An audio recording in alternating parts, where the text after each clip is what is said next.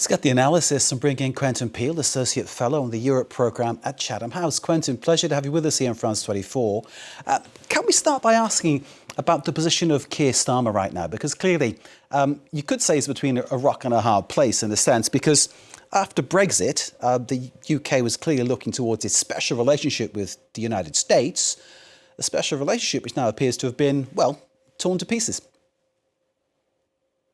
It's a nightmare for Keir Starmer, really, the whole war in Iran, because he spent the last year trying to stay quite close to Donald Trump, which is a pretty thankless task.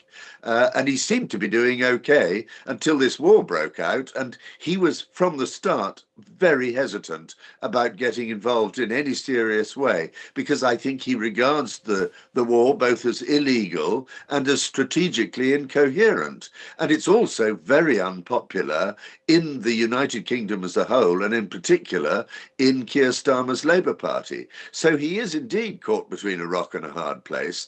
But the trouble is that the war is likely to be doing more damage to the UK economy and therefore to Keir Starmer's political position than any other. I mean, the energy problem is huge for the UK, probably more than any other country in Europe. For Starmer, it's almost like a game of political whack-a-mole, isn't it? Because he hits one thing down, then something else pops up. It's that kind of thing. In terms of organising the meeting with other Europeans regarding the Strait of Hormuz, do you think something positive will come from that? Well, he's showing willing, clearly, by bringing everybody together to discuss the Strait of Hormuz.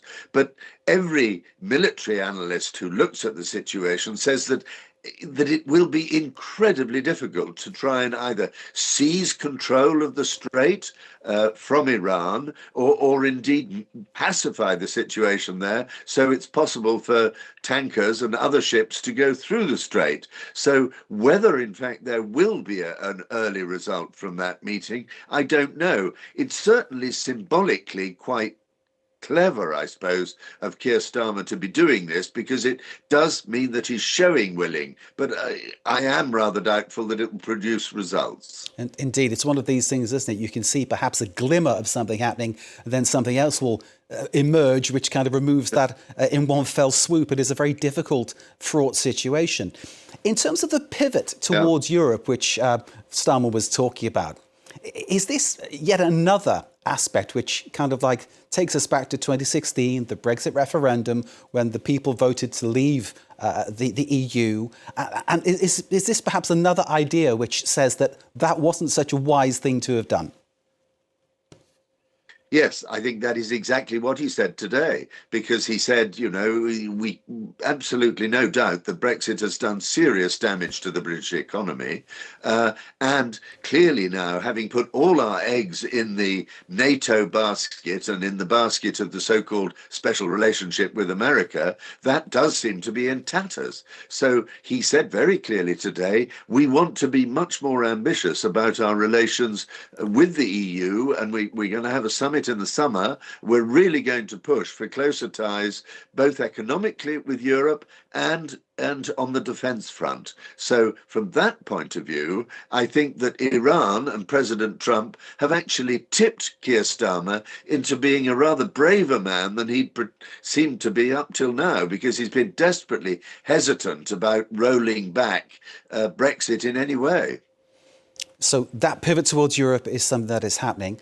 Can we talk about NATO? Because Emmanuel Macron famously, a couple of years back, talked about NATO being, I think the phrase he used was brain dead, which obviously it's a fairly distasteful thing to say. But I think his point was that it isn't working the way it should. If the Americans pull out, as Trump is threatening, does that mean the end of NATO as is? And clearly we're looking towards some kind of European defence mechanism. Yes, I think so. I mean, NATO without the US would be a completely different creature, and certainly a much less militarily powerful and competent creature, because it is absolutely true that the Americans have consistently been doing all the heavy lifting. So that means that all the European members of NATO will have to really radically increase their defense spending, and on all the things that the Americans have provided, from intelligence through heavy lift aircraft and indeed through to missiles. And the whole question will be, well, what about the American nuclear umbrella? Will that be gone? When will we actually be back to very much relying on the French independent deterrent? Because it looks more and more as if the degree to which the British nuclear deterrent is independent of the US is very small. It is actually still dependent on US technology to be effective. Indeed, that issue, the issue of the amount of arms sales coming from the United States into the NATO countries, the European NATO countries.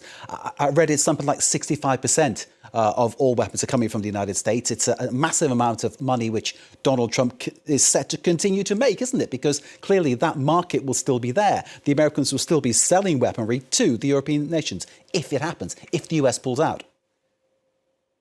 Yeah, knowing Donald Trump, of course, and knowing the fact that he's a businessman and he's looking for the profit of anything, he certainly doesn't want to lose that defense spending, which is why at the end of the day, with so much that Donald Trump says, this is also the same. Can we really believe that he's serious saying, I'm going to pull out of NATO? We know he doesn't like NATO, and we know he really wants to bully the other NATO members into spending more on defense, above all, if they buy US equipment. So that's what he wants to keep going. I certainly can't see that he wants to sort of cut off NATO from being a major purchaser of US equipment.